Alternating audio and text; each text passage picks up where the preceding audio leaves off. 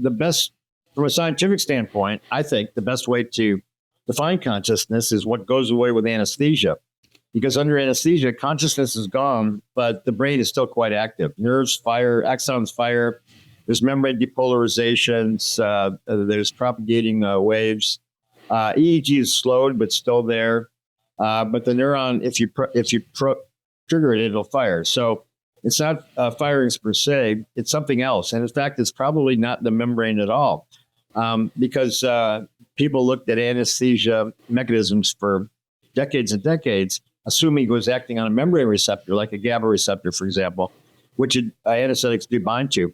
But that didn't work out. And we know from the Meyer-Overton correlation of right around 1900, 1897, 1901, that anesthesia all anesthetics act on the same target, a unitary target, and they all follow the correlation of their potency with solubility in a particular environment, which is olive oil, which is kind of like in membranes, but also inside proteins in aromatic rings. And so it looks like anesthetics act on proteins. They assumed it was membrane proteins, but that didn't work out.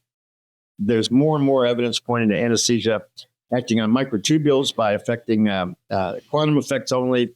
But the mainstream in anesthesia mechanism and neuroscience won't accept that and keeps pretending all that evidence doesn't exist, and they're still looking at GABA or some other mechanism. Well, I think by now the preponderance of evidence should be quite clear that anesthesia is acting on microtubules. But it's an unpopular position.